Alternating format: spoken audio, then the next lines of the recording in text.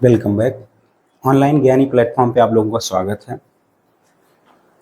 पिछले वीडियो में हम लोगों ने देखा था कि इलेक्ट्रिक चार्जेस क्या होते हैं, इसकी किस ब्रांच में स्टडी की जाती है जिसको इलेक्ट्रोस्टैटिक्स बोलते हैं, और इसकी कुछ बेसिक प्रॉपर्टी जैसे इसका हमारे रियल लाइफ में क्या यूजेस हैं, कहाँ ये हमें देखने को मिलता है, और इसका मासेस के साथ क्या सिमिलरिटीज और क्या डिफरेंसेस हैं, ये सारी चीज़ें हम लोगों ने देख लिया था। वहाँ से देखने के बाद हमने देखा था कि जो इलेक्ट्रिक चार्जेस होते हैं चाहे वो पॉजिटिव चार्ज हो गया चाहे वो निगेटिव चार्ज हो गया, अगर वो लाइक चार्जेस हैं, like charges in the sense अगर पॉजिटिव पॉजिटिव है, अगर निगेटिव निगेटिव है, तो वो क्या करते हैं, दूसरे को रिपेल करते हैं। और वहीं अगर अनलाइक चार्जेस हुए, पॉजिटिव नेगेटिव और नेगेटिव पॉजिटिव हुए, तो वो एक दूसरे को क्या करते हैं, अट्रैक्ट करते हैं। अब ध्यान से देखिए, यहाँ जो एक क्वालिटी निकल के आ रही है, अट्रैक्शन और रिपल्सन निकल के आ रही है, ये आ किसके कारण रही है, इलेक्ट्रिक चार्जेस के कारण आ रही है। तो अगर इलेक्ट्रिक चार्जेस को हमें डिफाइन करना हो तो जो इलेक्ट्रिक चार्जेज यहाँ पे देखें, द प्रॉपर्टी ऑफ मटेरियल, ये किसी भी मटेरियल की वो प्रॉपर्टी है बाय व्हिच इट एक्सर्ट्स, जिसको हम लोग क्या बोल रहे थे, फोर्स लगाना, एंड एक्सपीरियंस, या ये क्या कर रहा था, अट्रैक्शन को क्या कर रहा था, शो कर रहा था, या वो क्या करे, एक्सपीरियंस करे इलेक्ट्रिक और magnetic effect is called eight electric charges. Electric effect को तो हम लोगों ने इसके देख लिया, इसके जो इलेक्ट्रिक इफेक्ट थे कि लाइक चार्जेज रिपेल करते हैं, अनलाइक चार्जेज अट्रैक्ट करते हैं, तो इलेक्ट्रिक इफेक्ट तो हमको समझ में आ गया था। अब मैग्नेटिक इफेक्ट की जरा बात करते हैं। कैसे, electrical charges are also responsible for the magnetic property of the material. अगर आप लोगों ने ये चीज़ पढ़ा होगा कि अगर हमारे पास एक वेल कंटिन्यूड सर्किट है, इलेक्ट्रिक सर्किट है, यानी कि वेल कंटिन्यूड का मतलब बेटा सारी चीज़ें उसकी, उसमें जो बैटरी लगी है, उसमें जो कीज लगे हैं, उसमें जो सर्किट्स लगी है, वो पूरी तरीके से कंप्लीट सर्किट है, कहीं पे सर्किट ब्रेक नहीं है अलोंग विद द बल्ब। तो उसमें क्या होता है, जैसे हम लोगों ने देखा, बैटरी क्या करता है, पोटेंशियल डिफरेंस क्रिएट कर देता है। बैटरी जो है वो पोटेंशियल डिफरेंस क्रिएट कर देता है। जैसे हमने यहाँ पे सपोज कीजिए सर्किट बनाया, एक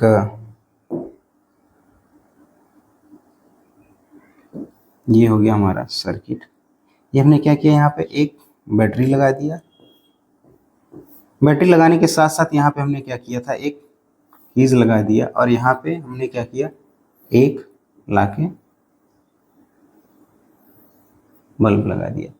अब अगर जैसे ही हम इस प्लग की को कनेक्ट कर देंगे तो ये हाइयर पोटेंशियल पे है, ये लो पोटेंशियल पे है, तो इसमें क्या होता है, एक करंट का फ्लो होने लगता है सर्किट में।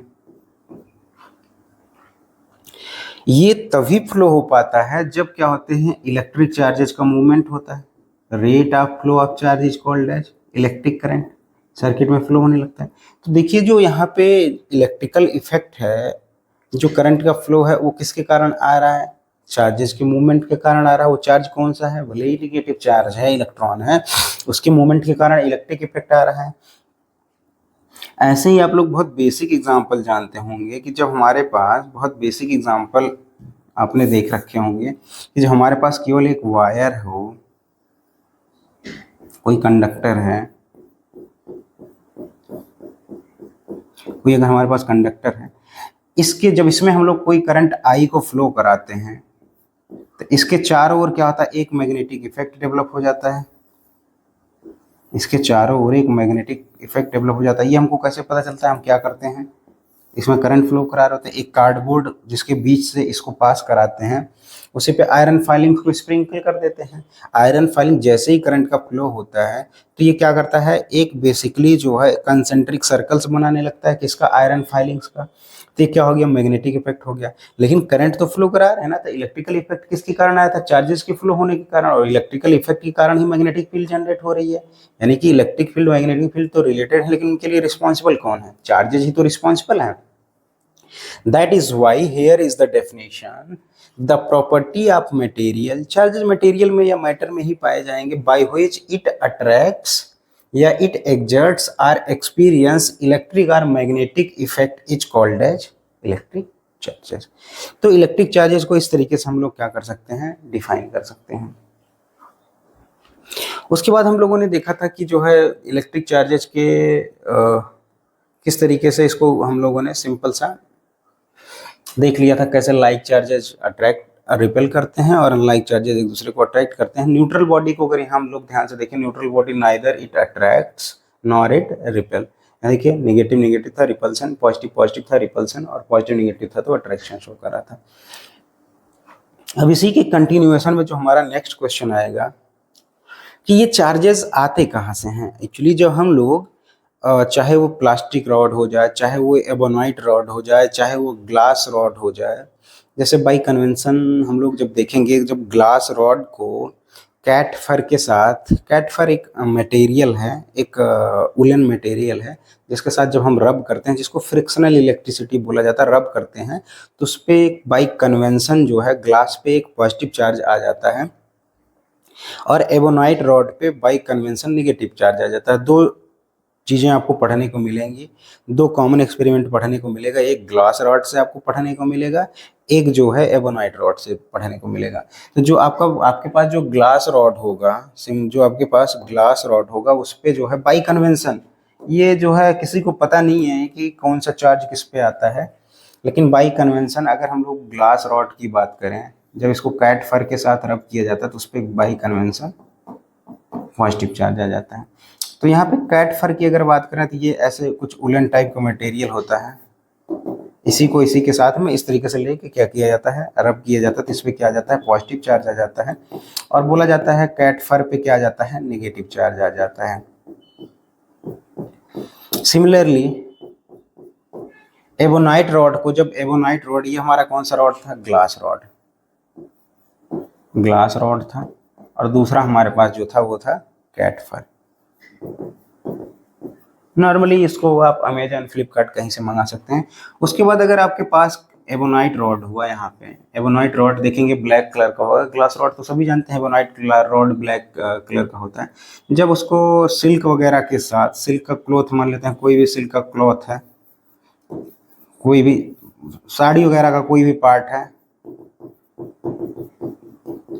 उसके साथ जब उसको रब किया जाता है, उसके साथ जब उसको फिर फ्रिक्शन कराया जाता है, ये हमारा क्या हो गया, ebonite rod. Negative negative negative, इसमें बाई कन्वेंशन क्या आ जाता है, नेगेटिव चार्ज आ जाता है, और जो हमारे पास सिल्क या पॉलिस्टर का कपड़ा होता है उस पर बाई कन्वेंशन क्या आ जाता है, पॉजिटिव चार्ज आ जाता है। तो अब ध्यान से देखिए, ये बाई कन्वेंशन ही है, इसको याद रखने का तरीका जीपी है। जीपी से आप हमेशा रखेंगे कि याद रखेंगे कि ग्लास रॉड पे क्या हो जाता है, पॉजिटिव चार्ज आ जाता है। अगर एक ही आपको याद रहेगा कि ग्लास रॉड पे पॉजिटिव चार्ज आ जाता है कैट फर के साथ रब करने पे या फ्रिक्शन करने पे, तो दूसरा एबोनाइट रॉड पे अपने आप आपको याद रहेगा कि उस पर नेगेटिव चार्ज आता ही है। अब ये पता कैसे चलता है कि जो है इस पे पॉजिटिव चार्ज आया, इस पे पॉजिटिव चार्ज आया, इस पे नेगेटिव आया, इस पे नेगेटिव आया। तो अगर दोनों एक्सपेरिमेंट को हम लोग परफॉर्म कर रहे हों हॉट समर डेज में, अब क्या करिए, एबोनाइट रॉड को ग्लास रॉड के पास ले आइए, तो ये क्या करेगा, एक दूसरे को अट्रैक्ट करेगा। तो आप यहाँ से तुरंत ही कंक्लूजन निकाल लेते हैं, अगर वो अट्रैक्ट कर रहे हैं तो एक पे पॉजिटिव चार्ज होगा, दूसरे पे नेगेटिव चार्ज होगा। वैसे ही जब इसी ग्लास रॉड को सिल्क के पास लाते हैं तो क्या करता है, रिपेल करता है। ये क्या करता है, रिपेल करता है। तो आप यहाँ तुरंत गेस कर लेंगे कि अगर ये रिपेल कर रहा है तो यानी कि क्या होगा, दोनों पे सिमिलर चार्जेस होंगे। इन द सेम फैशन अगर हम लोग बात कर लें, कैट फर की बात कर लें और एबोनाइट रॉड की बात करें, जब इनको पास पास में हम लोग लाते हैं तो ये अगेन रिपेल करते हैं, और इन दोनों को जब पास में लाते हैं तो अट्रैक्ट करते हैं। तो यहाँ से हम लोग अगेन कंक्लूजन निकालते हैं कि अगर वो अट्रैक्ट कर रहे हैं तो वो अपोजिट चार्ज कंटेन कर रहे होंगे, अपोजिट चार्ज उनके ऊपर होगा, और अगर वो रिपेल कर रहे हैं तो सिमिलर चार्जेस होगा। तो जो हमारा नेक्स्ट क्वेश्चन था कि ये चार्जेस किसी भी मटेरियल पे, या जब हम रब करते हैं दो मटेरियल को, जैसे अभी हमने ग्लास रॉड का एग्जांपल लिया प्लस कैट फर का एग्जांपल लिया, ग्लास रॉड पे पॉजिटिव चार्ज जा रहा था, कैट फर पे नेगेटिव चार्ज जा रहा था। तो ये आ कहाँ से रहा, तो इसका आंसर देने के लिए हमें चलना पड़ेगा एटॉमिक स्ट्रक्चर पे। कि जो इलेक्ट्रिकल प्रॉपर्टी या मैग्नेटिक प्रॉपर्टी चार्जेस शो कर रहे थे, या जो ये मटेरियल शो कर रहे थे, अभी जिनके हमने एग्जांपल दिए, कल भी कुछ एग्जांपल्स हमने दिए थे, ये चार्जेज आखिर आते कहाँ से हैं। तो ये चार्जेज जो है बेटा, अगर इनको एक्सप्लेन करना है तो हमको चलना पड़ेगा एटॉमिक लेवल पे चलना पड़ेगा। तो आइए एटॉमिक लेवल पे चलते हैं, जिसको सिंपली एक्सप्लेन किया जा सकता है सिंपल एटॉमिक स्ट्रक्चर से। अगर किसी को भी सिंपल एटॉमिक स्ट्रक्चर हमारा पता होगा, किसी को भी अगर सिंपल एटॉमिक स्ट्रक्चर हमको पता है हमारा,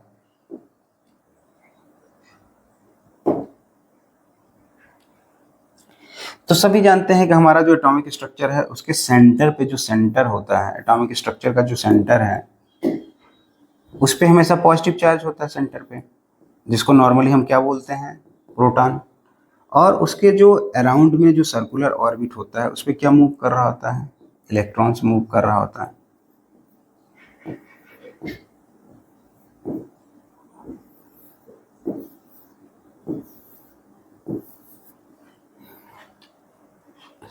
उसके जो ऑर्बिट्स हैं उस पर क्या कर रहे होते हैं, इलेक्ट्रॉन मूव कर रहे होते हैं। अब ऑब्वियस सी बात है, बहुत सारे हमारे पास ऐसे मटेरियल्स हैं जिनके जो ये सिंपली जो आप स्ट्रक्चर देख रहे हैं, पहले ऑर्बिट में केवल 2 इलेक्ट्रॉन होते हैं, फर्स्ट ऑर्बिट में। न्यूक्लियस के बाद जो फर्स्ट ऑर्बिट होता है उसमें 2 इलेक्ट्रॉन मूव कर रहे होते हैं, उसके बाद वाले में 8 कर रहे होते हैं। तो इस तरीके से सिंपल स्ट्रक्चर हम लोग अगर एटम का स्ट्रक्चर देखें तो यही स्ट्रक्चर होता है। अब जब हम लोग 2 मटेरियल को रब कर रहे होंगे, किसी भी 2 तरीके के जो मटेरियल लेके हम रब कर रहे होंगे, तो उसमें क्या होगा,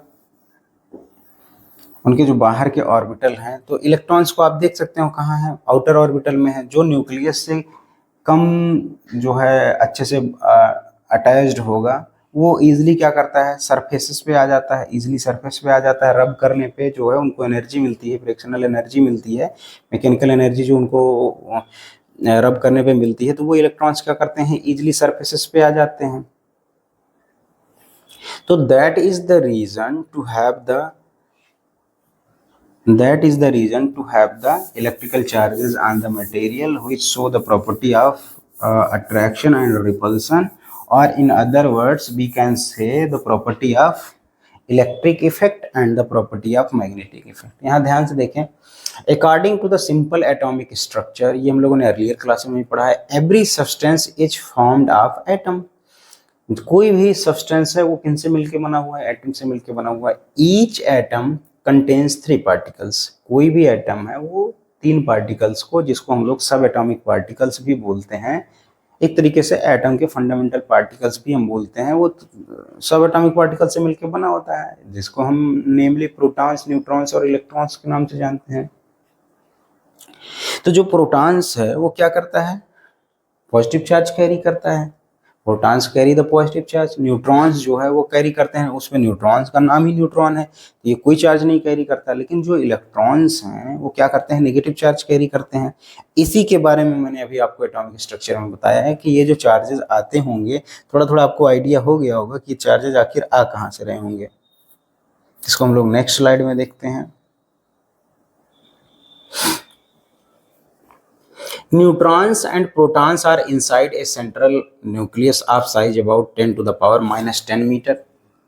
जो एटम का साइज होता है वो होता है बहुत छोटा होता है, 10 to the power minus 10 size metre के आसपास होता है। 10 to the power minus 10 metre बहुत ही छोटा है। आप सिंपल से समझिए, जब 1 मीटर जो है, 1 मीटर का मतलब हो गया ऐसा सर्कल जिसका रेडियस कितना हो, 50 सेंटीमीटर हो। अब इससे भी आप क्या करते चले जाइए, इसको स्मॉलर करते चले जाइए। जैसे जैसे आप इसको स्मॉलर करते चले जाएंगे, 10 to the power minus 10 metre अपने आप में बहुत छोटी वैल्यू है। तो जो इलेक्ट्रॉन और प्रोटॉन न्यूक्लियस में पाए जाते हैं, एटम का size 10 to the power minus 10 है। तो ऑब्वियस सी बात है, अगर एटम के अंदर भी न्यूक्लियस पाया जा रहा है तो उसका साइज और छोटा होगा। उससे जो एटम का साइज है उससे न्यूक्लियस का साइज जो है 1 lakh time, 1 lakh times smaller होता है, यानी कि 10 to the power minus 5 times smaller होता है। वही हमने लिखा हुआ है, neutrons and protons are inside a central nucleus of size 10 to the power minus 10 metre and electron revolves around the nucleus in definite orbits. हाँ, ऑब्वियस सी बात है, अभी अभी हमने देखा था इलेक्ट्रॉन क्या होते हैं, डेफिनिट ऑर्बिट्स में रिवॉल्व कर रहे होते हैं, घूम रहे होते हैं। अब यहाँ से अगर एक और तरीके से इसको समझ सकते हैं, एवरेज वैल्यू आप binding energy of proton is 8.5 million electron volt where the binding energy of electrons lies in the range of 0 electron to 7 electron volt. अभी अभी जैसे हमने देखा है कि जो प्रोटॉन्स होते हैं वो न्यूक्लियस के अंदर पाए जाते हैं। प्रोटॉन्स जो होते हैं वो हमारे कहाँ थे? न्यूक्लियस में थे। अगर न्यूक्लियस में हमारे प्रोटॉन्स हैं तो अगर इन प्रोटॉन्स को हमको न्यूक्लियस से फ्री करना है तो कुछ ना कुछ हमको एनर्जी देनी पड़ेगी। अगर किसी भी पार्टिकल को न्यूक्लियस से निकालना हो, चाहे वो इलेक्ट्रॉन हो चाहे वो प्रोटॉन हो, तो आपको क्या देनी पड़ेगी? एनर्जी देनी पड़ेगी। वो एनर्जी पाएगा तो ही वो क्या करेगा? उसके जो स्ट्रॉन्ग न्यूक्लियर फोर्स हैं उसको ब्रेक करके तभी वो बाहर आ पाएगा। अब वही मैं यहाँ बताने की कोशिश कर रहा हूँ कि कैसे जो है इजिली इलेक्ट्रॉन जो चार्जेस बाहर आ जाते हैं उनके बारे में। ध्यान से देखिए, प्रोटॉन को निकालने के लिए आपको कितना देना पड़ेगा? 8.5 million electron volt.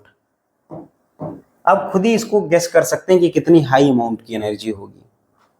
8.5 million electron volt, 1 million electron volt, 1 million electron volt आप सभी को पता है कितना होता है? 10⁻⁶ इलेक्ट्रॉन वोल्ट। इतना ज्यादा आपको एनर्जी देनी पड़ेगी। तो अगर अब इसको निकालना कितना आसान है? बिल्कुल आसान नहीं है। इतनी एनर्जी हम लेके कहाँ से आएंगे? इतनी एनर्जी मान लो हम लेके भी आएंगे तो ये हमारे एनर्जी का कोई फायदा नहीं। वहीं दूसरी तरफ देखें, where as the binding energy बेटा वो एनर्जी होती है जो किसी को बांध के रखती है। यही अगर हम एटम और न्यूक्लियस के टर्म में इसको एक्सप्लेन करना चाहें तो इलेक्ट्रॉन को दिया जाने वाला वो एनर्जी जो एनर्जी पाके वो न्यूक्लियस को छोड़ के चला जाए, जो न्यूक्लियस से पहले बंधा हुआ था, वो एनर्जी क्या कहलाती है? बाइंडिंग एनर्जी कहलाती है। Whereas binding energy of electron lies in the range of 0 electron volt to 7 electron volt। वहीं जो ऑर्बिट में घूम रहा इलेक्ट्रॉन है अगर उसको हमें निकालना है तो केवल कितनी एनर्जी हमको देने की जरूरत है? 0 से लेके केवल 7 इलेक्ट्रॉन वोल्ट। 0 से लेके केवल 7 इलेक्ट्रॉन वोल्ट की एनर्जी हमको देने की जरूरत है, यानी कि बहुत कम एनर्जी देने की जरूरत है। जैसे ही आप फ्रिक्शन करते हो दो ऑब्जेक्ट का तो इलेक्ट्रॉन को उतनी एनर्जी बहुत इजीली मिल जाता होगा। क्योंकि मैं आपको एक सिंपल सा एग्जांपल देता हूं। हम लोगों ने एक फॉर्मूला पढ़ रखा है कि जो वोल्टेज या पोटेंशियल डिफरेंस होता है वो किसके बराबर होता है? W/Q के बराबर होता है। W/Q के बराबर होता है। वही जब हमें work done W equal to क्या लिख सकते हैं? वोल्ट इंटू Q लिख सकते हैं। अगर हमने जो है 1 वोल्ट का पोटेंशियल डिफरेंस लगाया हुआ है सर्किट में, अगर जो भी सर्किट हमने बनाया था उसमें अगर 1 वोल्ट का पोटेंशियल डिफरेंस हमने लगाया है तो W इक्वल टू क्या आ जाता है? Q के बराबर आ जाता है, चार्ज के बराबर। यानी कि 1.6 इंटू 10⁻⁻19 जूल।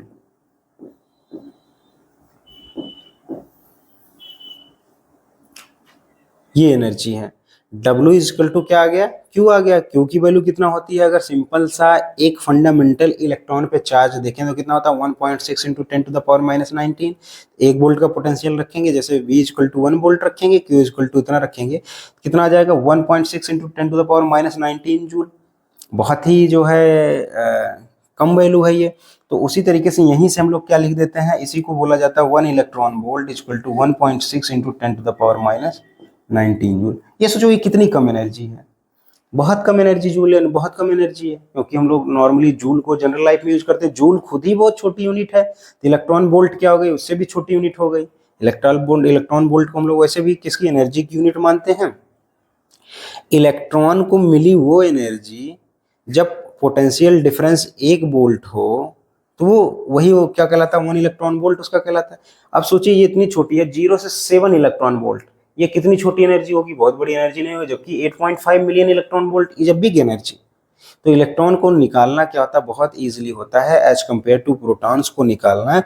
तो जब इलेक्ट्रॉन एक मटेरियल से फ्रिक्शन के द्वारा जब रब किए जाते हैं तो क्या होते हैं? इजिली कहाँ हो जाते हैं? दूसरे पे आ जाते हैं।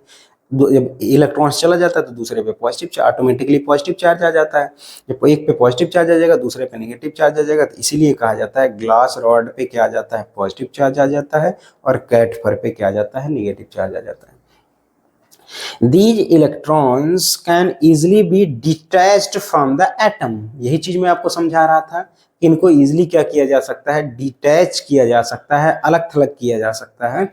Thus transfer of these electron results charge on a body. इन्हीं इलेक्ट्रॉन्स का क्या हो जाता है? ट्रांसफर हो जाता है एक बॉडी से दूसरी बॉडी पे। और यही कारण है कि फ्रिक्शन के कारण जो आ जाते हैं वो क्या आ जाते हैं, चार्ज आ जाते हैं। तो जो चार्जेस का एराइज है बेटा, जो चार्जेस एराइज होते हैं वो due to the transfer of electrons के कारण होते हैं। Removal of electrons from a neutral body makes it positive. अब सबसे पहले जो ग्लास रॉड था हमारा क्या था, न्यूट्रल था, क्योंकि एटम भी इलेक्ट्रिकल न्यूट्रल था। जैसे ही वहां से क्या हुआ, इलेक्ट्रॉन्स रिमूव हुआ, तो ग्लास रॉड पे क्या आ गया होगा, पॉजिटिव चार्ज आ गया होगा। While transfer of electrons on A neutral body makes it negative. तो जब क्या करेगा, कोई भी बॉडी इलेक्ट्रॉन्स को एक्सेप्ट कर लेगा, वो क्या कहलाएगा, हमारा निगेटिव बॉडी। ये देखिए यहाँ पे क्या हो गया, निगेटिव चार्ज हो गया। ये बहुत जनरल लाइफ में भी इसका हम लोग एग्जांपल देखते हैं। फॉर इंस्टेंस अगर हम बात करें, अगर आप पैसे किसी से उधार लेते हो तो आप निगेटिव हो जाते हो, आप जो है क्रेडिट में आ जाते हो। उसके बाद जो है जब आप किसी को पैसे देते हो तो आप एक तरीके से डोनर हो जाते हो, तो पॉजिटिव रहते हो आप। तो कुछ इस तरीके का भी यहाँ पे काम करता है कि जो डोनर है उस पर पॉजिटिव चार्ज आ जाते हैं और जो एक्सेप्टर है उस पर क्या आ जाते हैं, निगेटिव चार्ज आ जाते हैं। ये था बेटा सिंपली एक्सप्लेनेशन था कि ये चार्जेस कहाँ से आते हैं।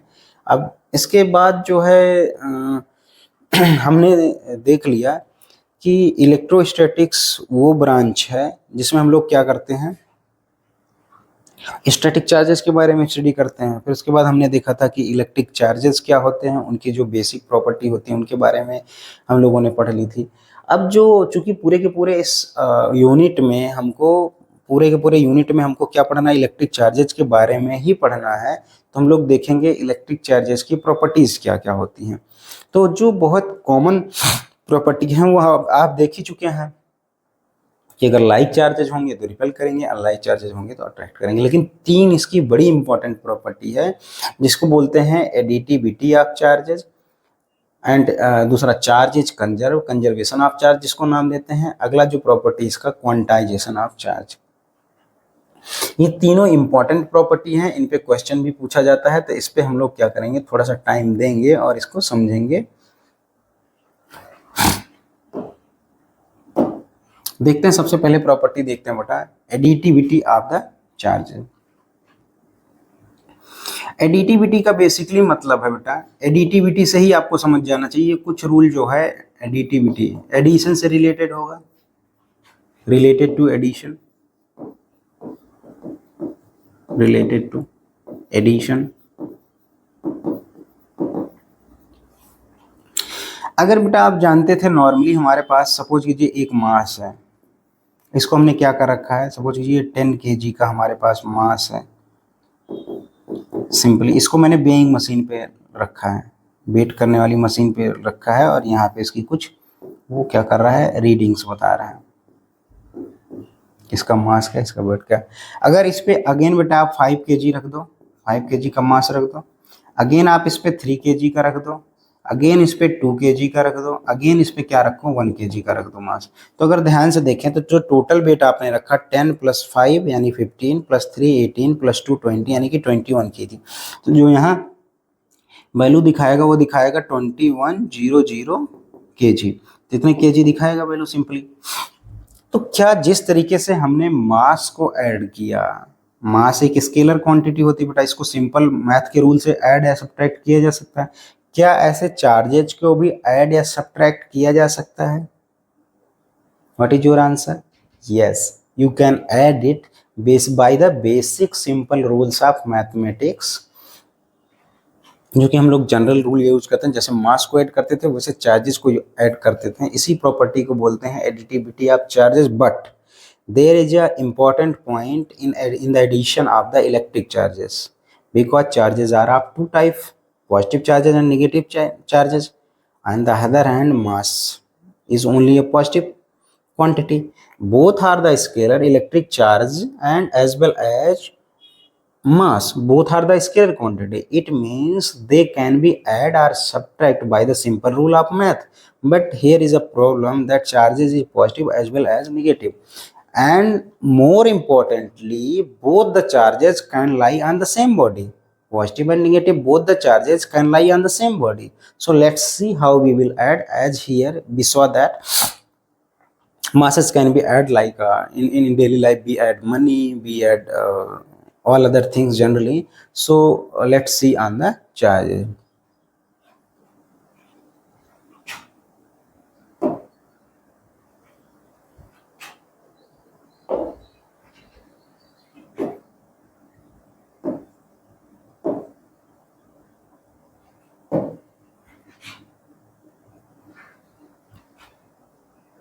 जो हमारी प्रॉपर्टी थी वो हमको जो देखना था वो थी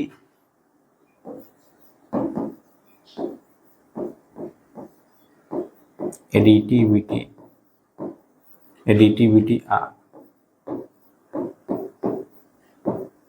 charges.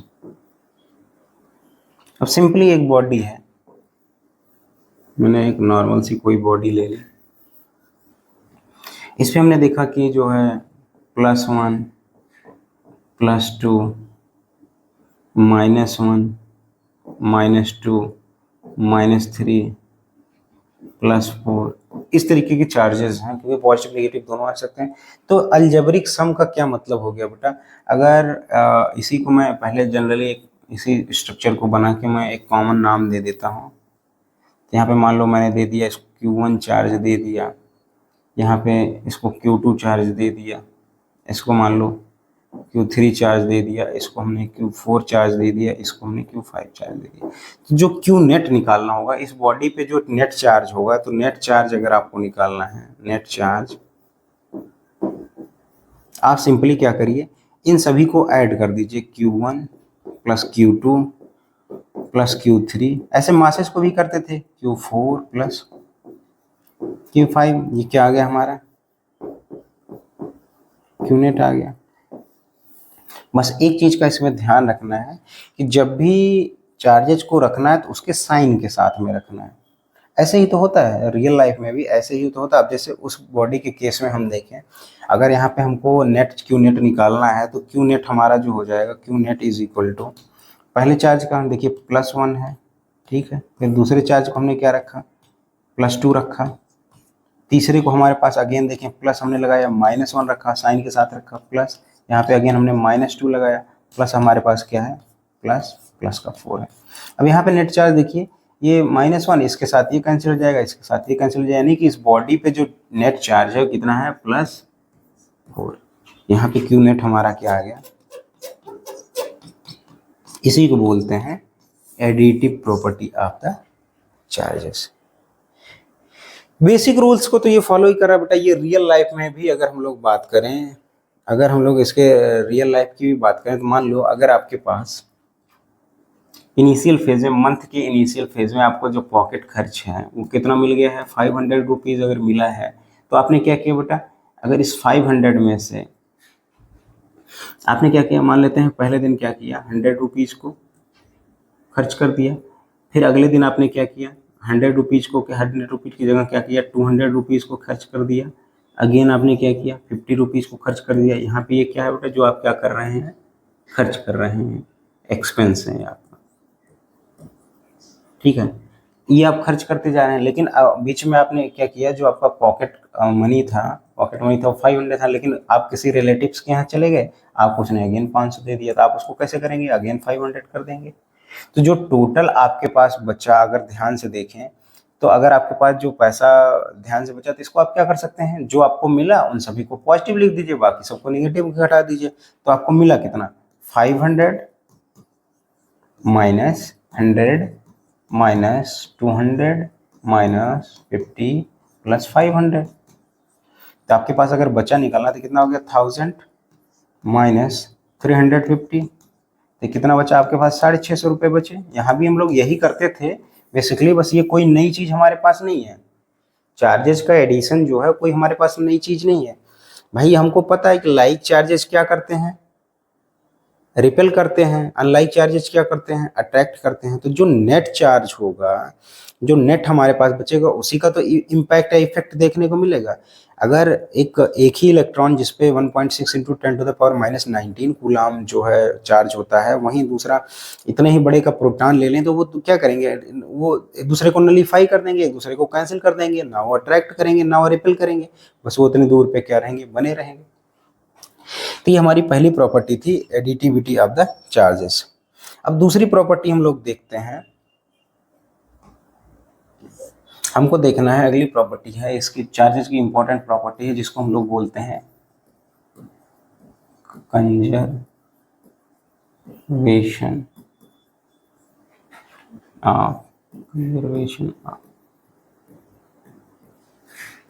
Charge.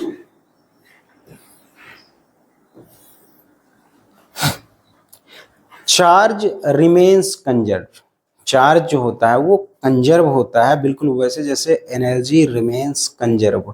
Neither it can be created nor it can be destroyed, only you can transfer it from one body to another body. बिल्कुल जो एनर्जी कंजर्वेशन पे रूल फॉलो होता था, जैसे एनर्जी कंजर्वेशन एक फंडामेंटल रूल था आपका, conservation rule था, वैसे ही जो हमारे पास चार्ज कंजर्वेशन है ये भी क्या है, एक फंडामेंटल रूल है। यानी कि जब भी आप दो बॉडी को रब कर रहे हैं, जैसे हमने ग्लास रॉड लिया था उस पर पॉजिटिव चार्ज था और दूसरा हमारे पास जो कैट फर था उस पर हमारे पास क्या आते थे, निगेटिव चार्जेस आते थे, नेगेटिव चार्जेस आते थे। तो जब भी यहाँ से यहाँ इलेक्ट्रॉन का ट्रांसफर हुआ होगा बेटा, जो भी ट्रांसफर हुआ होगा इलेक्ट्रॉन्स का, वो हमेशा क्या रहा होगा, कंजर्व रहा होगा। बीच में इलेक्ट्रॉन ना तो डिस्ट्रॉय हुआ होगा ना तो कहीं बाहर से इलेक्ट्रॉन वो आया होगा। यही क्या था, हमारा कंजर्वेशन ऑफ चार्जेस था। और दूसरी चीज, जो चार्जेस का ट्रांसफर होता है बेटा वो बेसिक यूनिट्स में होता है आप इलेक्ट्रॉन के चार्ज के, जिसको हम लोग बोलते हैं Q equal to n e, जहाँ n जो है वो क्या वैल्यू लेता है, इंटीजर वैल्यूज लेता है। n जो है इंटीजर वैल्यू लेता है, और इंटीजर वैल्यू का मतलब हम सभी भली भांति जानते हैं पुरानी क्लासेस से, अगर ये एक तरफ जीरो हो गया पॉजिटिव +3, दूसरी तरफ आ जाए -1 -2 -3, यानी कि ये क्या कर सकता है, पॉजिटिव वैल्यू भी टेक कर सकता है, निगेटिव वैल्यू भी टेक कर सकता है। कभी भी जो चार्जेस का एक बॉडी से दूसरे बॉडी पे ट्रांसफर होगा वो डेसिमल में नहीं होगा। इंटीजर का मतलब क्या हो गया, कभी भी डेसिमल में नहीं होगा। कभी भी आप ये नहीं देखेंगे जब भी ट्रांसफर होगा या तो एक इलेक्ट्रॉन के चार्ज के बराबर, जिसकी वैल्यू क्या होती है 1.6 × 10⁻⁻19 कूलम, या फिर जब ये मान लो पहला ट्रांसफर हुआ, दूसरा चार्ज का जब ट्रांसफर होगा Q2 होगा बेटा, इसी के हमेशा मल्टीपल में होगा 1.6 × 10⁻⁻19। तीसरे चार्ज का अगर आपको ट्रांसफर हुआ, कहीं पे तीन चार्ज ट्रांसफर हो रहे हैं तो 3 × 1.6 × 10⁻⁻19 कूलम के बराबर ही ट्रांसफर होगा। आप कभी नहीं देखेंगे कि चार्ज का जो ट्रांसफर हुआ, मान लो कोई चार्ज वो 1.5 × 10⁻⁻19, ये 1.5 × 1.6 × 10⁻, ये कभी भी डेसिमल वैल्यू लेगा ही नहीं, कभी भी ये डेसिमल वैल्यू नहीं लेगा। हमेशा basic unit of electric charge consist by the electrons, electron के ऊपर जो बेसिक चार्ज होता है उसी के बराबर। और ये बहुत ऑब्वियस सी बात होनी चाहिए कि हमारे पास अगर 100 रुपए का चेंज कराना है तो हमारे पास जो डिनोमिनेशन मौजूद है, जैसे हमारे पास क्या है, 10 रुपए की नोट है, 50 रुपए की नोट है, 20 रुपए की नोट है। अगर नोटेज में आपको ट्रांसफर करना है, या तो आप उसको 20 रुपए में चेंज करिए, या तो 10 रुपए में चेंज करिए, या तो बाकी जो चीज अवेलेबल ही नहीं तो उसमें कैसे करेंगे, कैसे आप चार्जेस के ट्रांसफर करेंगे। वैसे यहाँ पे क्या करेगा, कभी भी फ्रैक्शनल वैल्यू नहीं लेगा। जब भी रहेगा, इसमें न्यूमेरिकल पूछे जाते हैं तो हमेशा क्या रहेगा, basic multiple of charge on the electrons. हमेशा वो क्या करेगा, इंटीजर की वैल्यू लेगा, यानी कि इंटीजर की वैल्यू क्या लेगा, 0 +-1 +-2 +-3 +-4, इसी तरीके से ये चलता चला जाएगा। लेकिन इनके बीच की कोई भी फ्रैक्शनल वैल्यू नहीं लेगा वो। नोट करके यहाँ पे लिख लीजिएगा, कंजर्वेशन ऑफ चार्जेस में it will not take any fractional value of charge। हमेशा 1.6 × 10⁻⁻19 कूलम के क्या रहेगा, मल्टीपल में ही रहेगा। और थर्ड प्रॉपर्टी देखते हैं, सेकंड प्रॉपर्टी भी देख लीजिए। जब इसमें न्यूमेरिकल करेंगे तो न्यूमेरिकल देखेंगे। इसकी जो नेक्स्ट प्रॉपर्टी हमको देखनी है, लास्ट प्रॉपर्टी है, वो है, हमने देख लिया सबसे पहला एडिटिविटी देख ली, दूसरा कंजर्वेशन देख लिया। तीसरी प्रॉपर्टी जो हम लोग देखेंगे बेटा वो देखेंगे quantization, quantization, quantization of charge, यही लिखा था हमने, 3 बेसिक प्रॉपर्टी हो गई क्वांटाइजेशन। क्वांटाइजेशन जो टर्म है बेटा ये थोड़ा सा हैवी वर्ड है, जिसका सिंपल मतलब होता है इंक्रीज और डिक्रीज इन फिक्स अमाउंट।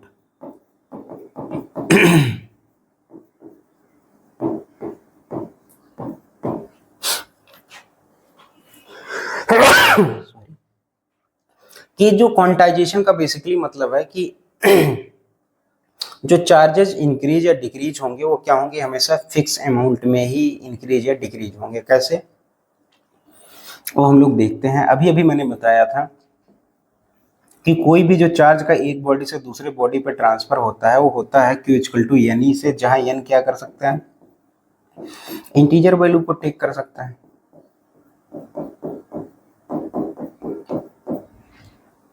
इसी का सिंपली मतलब क्या हो गया बेटा, क्वांटाइजेशन। क्वांटाइजेशन का अगर रियल लाइफ में मैं एग्जांपल बात करूं तो क्वांटाइजेशन के बहुत सारे एग्जांपल्स देखने को मिलते हैं। जैसे हमारे पास एक स्टेयर केस हो गया, सीढ़ी हो गया, जो कि वुडन स्टेयर्स हैं, वुडन स्टेयर है। इसमें बेटा रॉड्स लगे होते हैं जिसके द्वारा आप क्या करते हैं, ऊपर जाते हैं। तो आप बताइए, क्या आप यहाँ पे अपने पैर को रख सकते हैं? बिल्कुल नहीं रख सकते। यहाँ रख सकते हैं? बिल्कुल नहीं रख सकते। यहाँ रख सकते हैं? बिल्कुल नहीं रख सकते। यहाँ रख सकते हैं? बिल्कुल नहीं। यहाँ रख सकते हैं? बिल्कुल नहीं। अगर आप रखेंगे तो हमेशा कहाँ पे रखेंगे, या तो यहाँ पे रखेंगे, यहाँ पे रखेंगे, यहाँ पे रखेंगे, तो यहाँ पे रखेंगे। ये क्या है, क्वांटाइजेशन ही तो है कि आप कोई किसी भी जगह नहीं रख सकते, एक फिक्स जगह रख सकते हैं। ये भी चलो ठीक है। जब आप एटीएम से पैसे निकालने जाते हैं तो आपको ऑप्शन मिलता है हमेशा, क्या होता है बेटा, या तो आप 100 के मल्टीपल्स में निकालिए या तो आप 500 के मल्टीपल्स में निकालिए। ये क्या है, ये भी क्वांटाइजेशन ही तो है, ये रियल लाइफ का। बस यहाँ पे वर्ड जो रख दिया गया है क्वांटाइजेशन, ये क्या रख दिया गया, थोड़ा टफ वर्ड रख दिया गया, थोड़ा हैवी वर्ड रख दिया गया। बेसिकली क्वांटाइजेशन का क्या मतलब होता है, यही मतलब होता है कि कोई भी चीज़ जब भी इंक्रीज करेगी या डिक्रीज करेगी तो वो क्या करेगी, हमेशा फिक्स अमाउंट में करेगी। और कैसे इंक्रीज या डिक्रीज करेगी, ऐसे, यानी कि किसी पे भी जब चार्ज इंक्रीज होगा, किसी पे भी चार्ज इंक्रीज होगा तो या तो इतना इंक्रीज होगा मिनिमम, या तो इतना चार्ज इंक्रीज होगा। अगर या तो डिक्रीज होगा तो कितना होगा, 1.6 into 10 to the power -19 coulomb के बराबर ही क्या होगा, या तो इतना ही इंक्रीज होगा या तो इतना ही क्या होगा, डिक्रीज होगा। This is the basic property of electric charges. We saw that there are 3 basic property of electric charges. The first property was additivity property of charges, जिसको हम लोगों ने समझ लिया था। Second property conservation of charges हमने पढ़ लिया था। थर्ड प्रॉपर्टी जो हमने पढ़ा था वो पढ़ लिया था क्वांटाइजेशन ऑफ चार्जेस। तो ये यहाँ पे जो इलेक्ट्रिक चार्ज बेसिकली प्रॉपर्टी थी इलेक्ट्रिक चार्जेस की, वो हम लोगों ने क्या किया है, बेसिक प्रॉपर्टी इलेक्ट्रिक चार्जेस की हमने देख लिया है।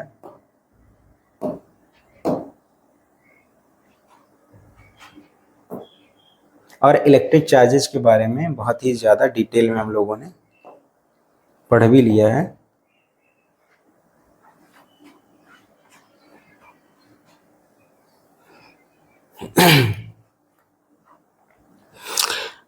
जैसे मास के बारे में हम लोगों ने पढ़ लिया था डिटेल में, क्योंकि वो पहली फिजिकल क्वांटिटी थी मैकेनिक्स या मोशन की स्टडी में। वैसे इलेक्ट्रिक चार्ज जो है वो बेसिक या फंडामेंटल फिजिकल क्वांटिटी थी स्टडी करने में, इलेक्ट्रोस्टैटिक्स की स्टडी करने में। और चार्जेस के बारे में आप सभी को पता है, बहुत सारी प्रॉपर्टी चार्जेस की पूरी क्लास 12th में चार्जेस पे ही बेस्ड है, तो उनको देखना है। अब बात आती है, चलो हमने इलेक्ट्रिक चार्जेस पढ़ लिए, ये भी समझ लिया कि किस तरीके से वो जो कूम्ब होता था वो पीस ऑफ पेपर को अट्रैक्ट करता था, कैसे जो हमारे बाल होते थे वो गर्मियों में विंटर में कूम्ब करते समय खड़े हो जाते थे, ये भी हमने देख लिया। ये भी हमने देख लिया कि चार्जेस जो हैं आते कहाँ से हैं, ये चार्जेस के बारे में इनकी प्रॉपर्टीज भी पढ़ ली।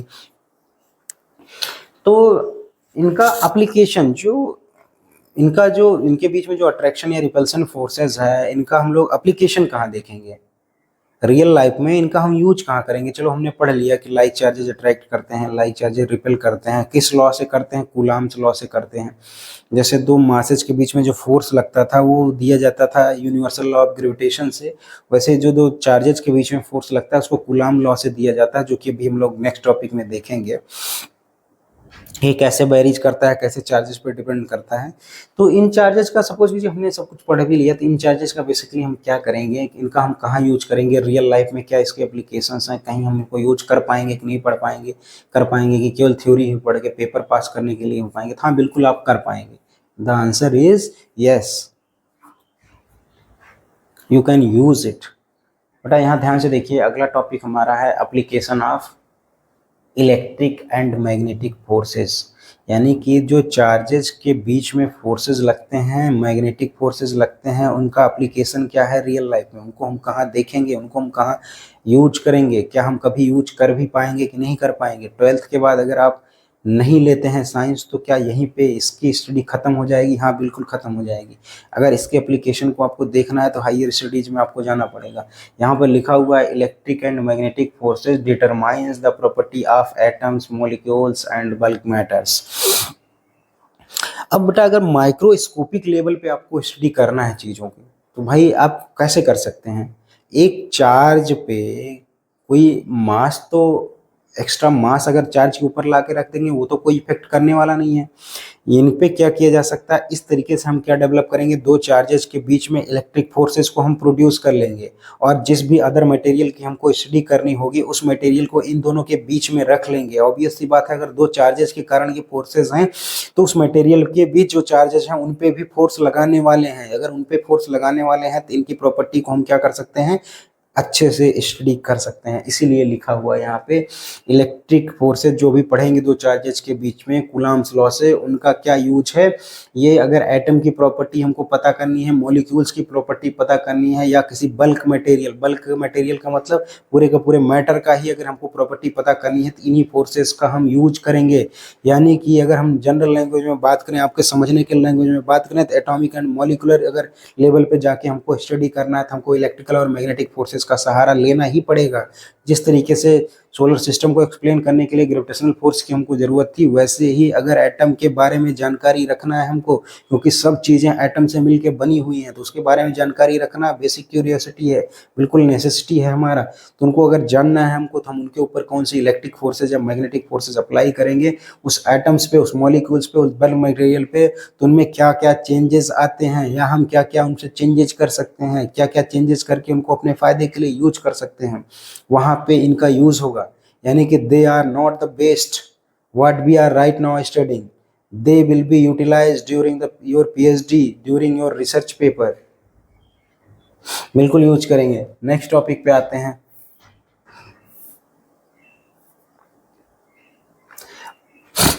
नेक्स्ट टॉपिक पे आते हैं बेटा, अगर हमने पहले ही एक इंटरेस्टिंग फैक्ट बताया था इसके बारे में कि जो दो चार्जेस के बीच में जो फोर्सेस लगते हैं और दो मासेस के बीच में जो फोर्सेस लगते हैं वो कैसे एक दूसरे से अलग हैं।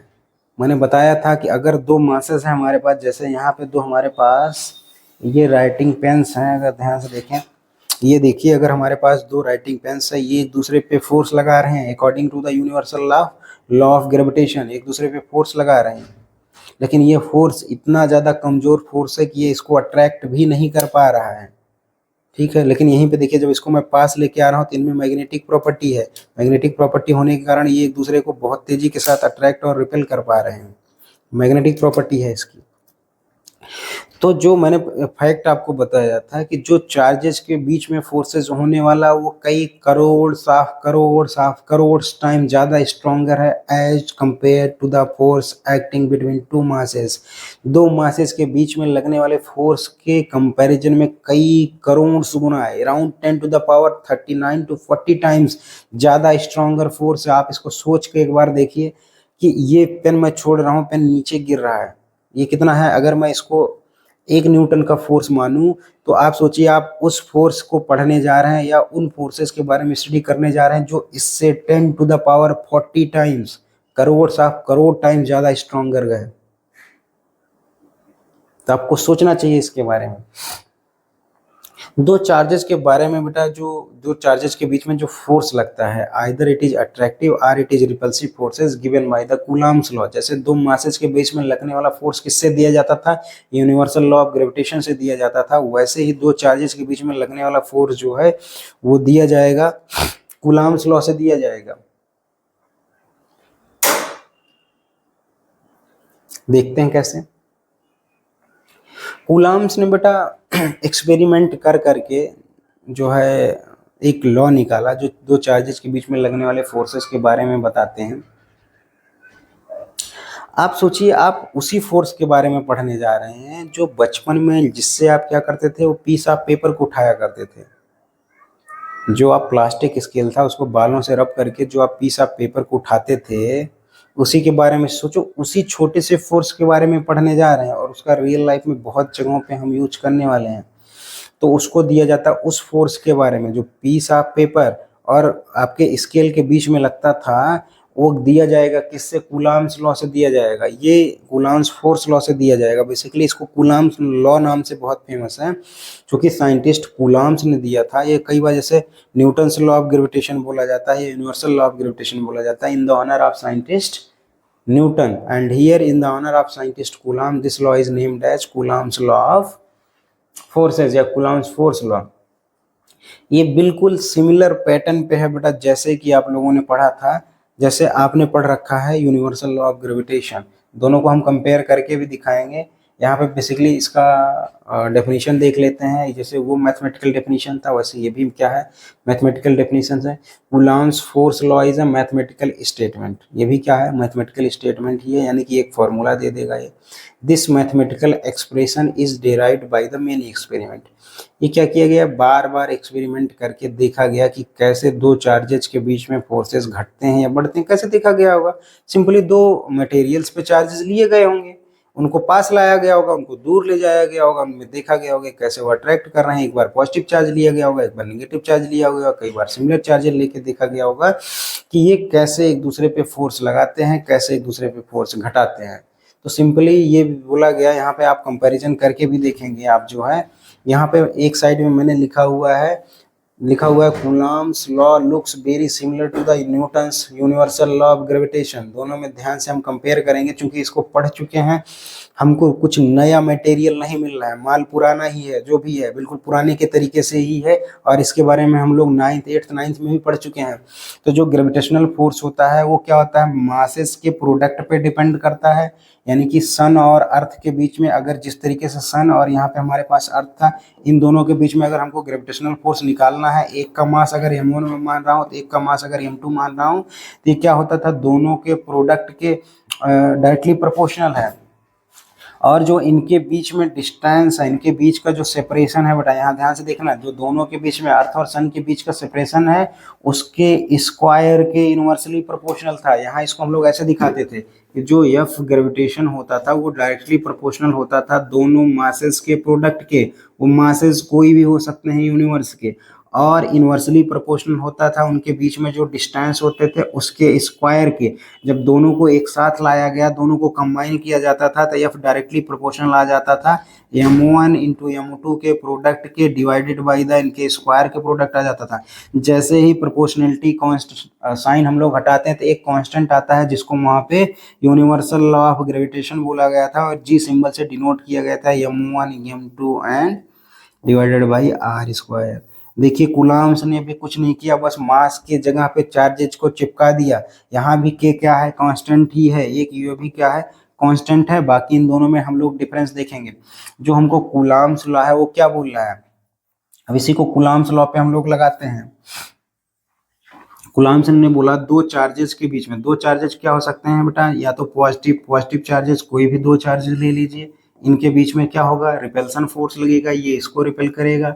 या आप क्या ले लीजिए, नेगेटिव चार्जेस ले लीजिए, ये भी क्या करेंगे, एक दूसरे को क्या करेंगे, रिपेल करेंगे। अगर आप पॉजिटिव नेगेटिव लेते हैं तो ये एक दूसरे को अट्रैक्ट करेंगे, और वैसे ही नेगेटिव और पॉजिटिव लेते हैं, ये भी क्या करेंगे, एक दूसरे को अट्रैक्ट करेंगे। तो ये जो मैग्नीट्यूड है, किन मैग्नीट्यूड से ये चार्ज इसको रिपेल करेगा, ये चार्ज इसको रिपेल करेगा, ये चार्ज इसको अट्रैक्ट करेगा, ये चार्ज इसको अट्रैक्ट करेगा, उसका जो मैग्नीट्यूड है वो कैसे दिया जाता है, कूलम्ब्स लॉ से दिया जाता है। इन्होंने बोला कि जो दो चार्जेस इन्वॉल्व हैं, सपोज इनको Q1 Q2 मैं बोलता हूँ, तो कूलम्ब्स ने बताया कि ये जो एफ इलेक्ट्रोस्टैटिक्स है, लगने वाले चार्जेस हैं, ये दोनों चार्जेस जो इनका इन्वॉल्वमेंट है इनके प्रोडक्ट के डायरेक्टली प्रोपोर्शनल होता है, और जो है जो इनके बीच का सेपरेशन है उसके स्क्वायर के इन्वर्सली प्रोपोर्शनल होता है, जैसे कि यूनिवर्सल लॉ ऑफ ग्रेविटेशन में होता था। अब इन दोनों चार्जेस को हम क्या करेंगे, एक साथ कंबाइन कर देंगे। इन दोनों चार्जेस को जैसे हम कंबाइन करेंगे तो जो फोर्स है वो डायरेक्टली प्रोपोर्शनल आ जाएगा दोनों चार्जेस के प्रोडक्ट के, और इन्वर्सली प्रोपोर्शनल आ जाएगा इनके स्क्वायर के। और इसके बाद अब प्रोपोर्शनलिटी साइन हम हटाएंगे। जैसे ही प्रोपोर्शनलिटी साइन हटाएंगे तो इनके बीच में क्या आ जाएगा, एक कांस्टेंट आ जाएगा जिसको हम के बोलेंगे, Q1 Q2 upon are square. तो इसमें कुछ भी नया नहीं है, बस आपको क्या करना है, यूनिवर्सल लॉ ऑफ ग्रेविटेशन के मास को हटा के बस चार्जेस को क्या करना है, लगा देना है, तो सेम वैल्यू आ जाएगा जितने से वो क्या करेगा, रिपेल कर रहा होगा या अट्रैक्ट कर रहा होगा। बस यहाँ एक बात का आपको ध्यान रखना है, यहाँ जो चार्जेस को रखना है वो चार्ज ये साइन सेंसिटिव है। अगर अगर जो है ये साइन सेंसिटिव है, यानी कि आपको क्या करना है, अगर पॉजिटिव और नेगेटिव चार्जेस दोनों को साइन के साथ रखना है, तो अगर फोर्स की वैल्यू नेगेटिव आ गई तो दे विल अट्रैक्ट। वो साइन क्या बताएगा, अगर निगेटिव आ गया तो दे विल अट्रैक्ट, अगर पॉजिटिव साइन आ गया तो दे विल रिपेल। आप ऐसे भी देख सकते हैं, जैसे ही दोनों पॉजिटिव चार्जेस को इसमें पुट करेंगे तो हमेशा फोर्स की वैल्यू क्या आने वाली, पॉजिटिव आने वाली है। और यहाँ से भी आप देख सकते हैं दोनों रिपेल कर रहे हैं। दोनों में जैसे ही आप निगेटिव पुट करेंगे ये क्या करेंगे, एक दूसरे को रिपेल करेगा, अगेन पॉजिटिव आएगा। इसमें से इन दोनों में से किसी को रखेंगे तो निगेटिव आएगा।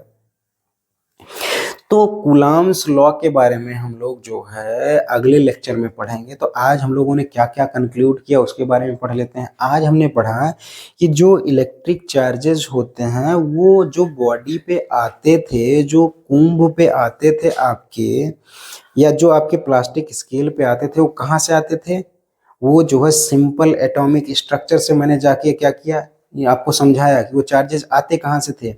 फिर उन चार्जेस के बारे में हम लोगों ने और डिटेल में स्टडी की, उनकी प्रॉपर्टी के बारे में। पहली प्रॉपर्टी थी additivity of charges, second property उसकी थी conservation of charges, third property उसकी थी क्वांटाइजेशन ऑफ चार्जेस। तीनों चार्जेस के बारे में, इन तीनों प्रॉपर्टी के बारे में हमने डिटेल में पढ़ा। नेक्स्ट वीडियो में हम लोग इन पे न्यूमेरिकल्स भी करेंगे, इंपॉर्टेंट है। उसके बाद हमने जो अगला टॉपिक देखा कि क्या इन चार्जेस को हम रियल लाइफ में कहीं अप्लाई कर पाएंगे कि नहीं, इनका यूज कर पाएंगे कि नहीं। हमने देखा था बिल्कुल कर पाएंगे। तो हमने पढ़ा था application of electric and magnetic forces के बारे में पढ़ा था। देन हमने ये देखने की कोशिश की थी कि जो वो स्केल से आप पीस ऑफ पेपर को उठाते थे वो छोटे से फोर्स के बारे में, उस फोर्स का मैग्नीट्यूड कैसे दिया जाएगा, कूलम्ब्स फोर्स लॉ से या कूलम्ब्स लॉ से दिया जाता है।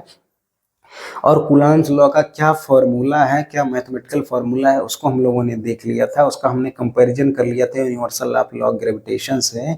अब बाकी क्या डिफरेंसेस, क्या सिमिलरिटीज हैं, इसके लिए आपसे हम मिलते हैं नेक्स्ट वीडियो में। आज के लिए आपके टाइम के लिए धन्यवाद।